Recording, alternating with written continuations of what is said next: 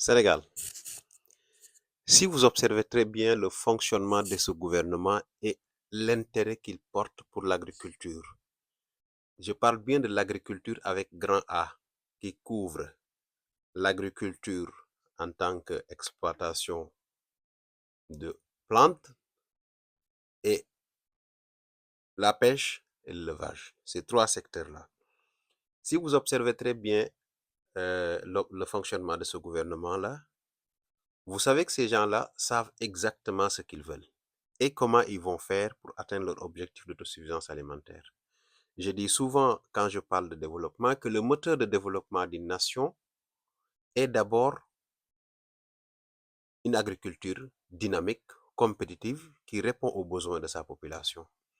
Tout pays qui a un projet de développement aujourd'hui et qui est incapable de se nourrir elle-même, euh, quel que soit le niveau de développement que vous pouvez avoir, les moyens que vous avez mis en place et que vous ne pouvez pas nourrir votre population, votre projet de développement est compromis dès le départ. Je pense que ça, les gouvernements actuels sont au courant. Et ils sont conscients de cela aussi. Parce que si vous voyez très bien, ils mettent un accent particulier à tout ce qui touche à l'agriculture, l'élevage et la pêche. Ça a commencé par la rupture des accords de pêche avec l'Union européenne. Et après, vous avez vu le ministre de l'Agriculture. D'abord, dès qu'il est arrivé, qu'est-ce qu'il a fait? Si vous observez très bien ces démarches, ça a commencé par une démarche de sensibilisation. Après, en relation avec le ministre de l'Hydraulique. Parce que aussi, quel que soit le niveau le niveau de compétence de vos ingénieurs et tout en matière d'agriculture, l'élément fondamental qu'il ne faut jamais oublier, c'est l'eau. C'est pourquoi aujourd'hui, le ministre de l'Agriculture et le ministre de l'Hydraulique sont au cœur du dispositif aujourd'hui de développement du Sénégal. On vous a parlé des grandes autoroutes de l'eau. On vous a parlé, vous avez vu la semaine dernière, le ministre, quand il est allé euh, dans le Saloum pour raccorder beaucoup de villages à de l'eau douce. Et là, on vous annonce que Ousmane Sonko va aller à Kumpentum et va lancer 1000 coopératives productives solidaires. Et l'objectif en réalité est d'avoir 10 000 coopératives d'ici 2029, avec des étapes intermédiaires de 1000 coopératives d'ici rien qu'en 2025. Donc en 2027, on doit être à 3000 coopératives. Cela favorisera la création de l'emploi, des emplois décents, massifs, durables, en ciblant particulièrement les jeunes, les artisans, mais aussi à renforcer le système de production local pour améliorer la viabilité. Donc, c'est ça exactement qu'il nous faut. C'est-à-dire, il faut que les Sénégalais parviennent à bien vivre là où ils sont.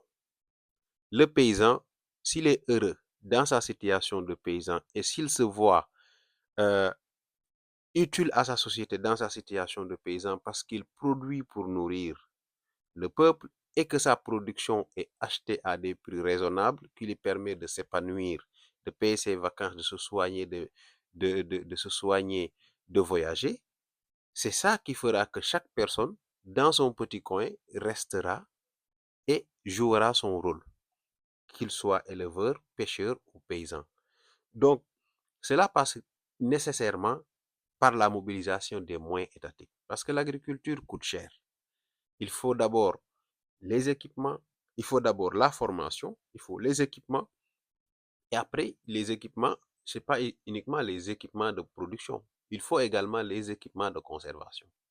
Et là, vous allez voir, vous avez vu le grand hangar de traitement qu'on vous a depuis hier euh, par rapport aux produits frais, ce qui permettra de conserver des milliers de tonnes de production, de récolte. Aujourd'hui, si vous allez dans la zone d'Ignaï aujourd'hui, vous voyez tout ce qui est production de légumes. On a une production en grande quantité, mais ce qui pose problème, c'est la conservation. Les maraîchers ne peuvent pas conserver leurs produits pendant 4 mois. C'est-à-dire qu'ils vont récolter sur l'espace de 3 mois, c'est-à-dire de décembre à mars, et après, ils vont l'écouler à des prix très bas, et au mois de juin jusqu'en octobre, on n'aura plus de légumes sur le marché.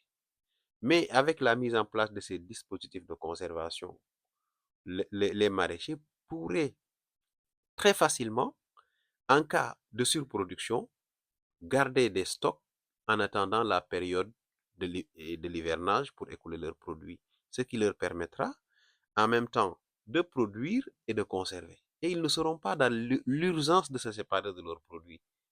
Parce que tout le problème des maraîchers sénégalais, c'est ça. Parfois, ils sont dans l'urgence de se séparer de leurs produits pour ne pas le perdre. Ce qui fait qu'ils bazardent le produit. C'est exactement ce qu'il faut corriger à travers la mise en place des chambres froides. Il faut que les chambres froides soient accessibles à tous. Et cela passe par quoi? La mise en place des centrales électriques capables d'alimenter le Sénégal à des coûts très bas. Vous voyez que tout est link donc dans un projet de développement. Je vous ai parlé d'hydrologie, je vous parle d'agriculture, je vous parle aujourd'hui, là, je suis en train de vous parler d'énergie. Parce que tous ces éléments-là, si vous, quelle que soit leur identité, l'énergie, l'eau, l'agriculture, c'est trois entités différentes, mais elles sont complémentaires. Le paysan a besoin d'eau pour arroser son champ, l'agriculteur a besoin d'eau pour arroser son champ.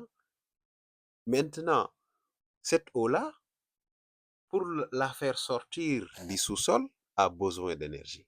C'est cette énergie-là qui va l'extraire et l'envoyer à des kilomètres ou bien à des centaines de kilomètres. Et c'est à travers cela qu'on aura ce qu'on veut comme projet de développement. C'est pour ça, je le répète, ce gouvernement sait particulièrement ce qu'il doit faire pour sortir le Sénégal du sous-développement. Et si moi, j'observe très bien ce qu'ils sont en train de faire. Parfois, j'ai pas le temps de faire des vidéos sur leur programme parce que tout le temps, il y a quelque chose qui se passe.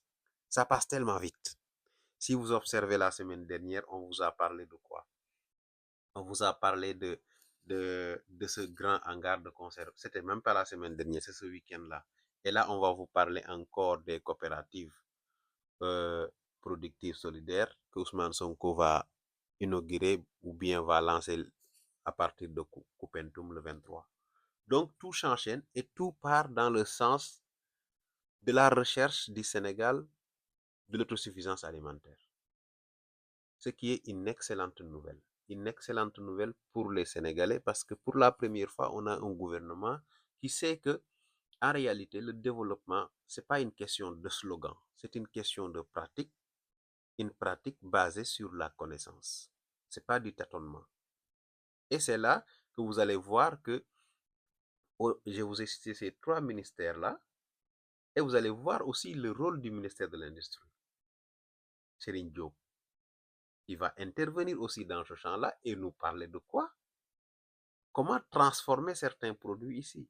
Par exemple, au lieu de récolter les mangues, de les envoyer en Europe.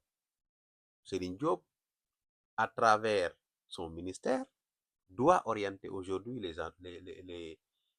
euh, les agro-businessmen pour créer des industries de transformation, ce qui va créer de la rentabilité, ce qui va éviter aussi la perte de récolte au niveau des champs. Tout ça, donc, ce gouvernement-là est en train vraiment de faire un maillage, de faire le raccordement de tous les ministères pour assurer un développement. Parce que dans ce projet-là, chacun y gagne. Chacun y gagne dans ce projet de développement. Par exemple, le ministère de l'hydraulique, pour être un bon travailleur et prouver qu'il est au service du peuple, il a besoin d'être au service d'abord des paysans qui sont plus dans le besoin. Et à travers là, vous voyez le ministre de l'Agriculture qui va dire à toi, le ministère de l'Hydraulique, j'ai besoin de ton eau pour développer mon agriculture. Et le ministère de l'Industrie va venir lui dire à toi, ministère de l'Agriculture, j'ai besoin de ta récolte pour développer une industrie agroalimentaire. Et eux trois, ils vont aller se réunir et dire au ministre de l'Énergie, on a besoin de votre énergie pour faire fonctionner nos forages, faire fonctionner nos usines. Et c'est comme ça que vous voyez que tout est link. Il n'y a aucun ministère qui part sans l'autre. Et il y a un autre ministère qui va intervenir, c'est le ministère de la microfinance, Aline Badara John, qui va venir lui aussi dire aux gars, les autres vont lui dire, mais monsieur, moi j'ai des jeunes qui sont compétents, qui veulent travailler, mais qui n'ont pas de financement pour lancer leur projet. Ah, et là, il intervient lui aussi, le ministère de la microfinance. Vous voyez que tous les ministères travaillent, c'est ça le développement. Le développement, c'est pas une affaire de slogan ou une affaire d'un ministère. Un ministère super puissant. Tous les ministères, dans un projet de développement sérieux, tous les ministères sont puissants. Parce que chaque ministère a besoin de l'autre pour fonctionner. Le ministère de la Pêche a besoin du ministère de l'Énergie. Le ministère de l'Agriculture a besoin du ministère de l'Hydraulique pour alimenter ses champs. Le ministère de l'Hydraulique a besoin du ministère de l'Énergie pour alimenter ses forages en énergie. Et également, tous ces ministères-là ont besoin du ministère de l'Industrie qui les permettra de créer des usines pour écouler leurs produits. Et aussi, le ministère de la microfinance qui va arriver lui aussi, il a besoin du ministère eux, ils ont tous besoin du ministère de la microfinance qui va aider les jeunes qui veulent se lancer dans les différentes activités, l'élevage, l'agriculture, pour transformer, créer des industries ou bien créer des fermes et participer au développement de ces ministères-là. Donc, vous voyez que tout est link. C'est ça, un projet de développement. Il n'y a aucune couche qui doit être négligée. Et il y a pas de ministère super puissant. Les ministères doivent travailler.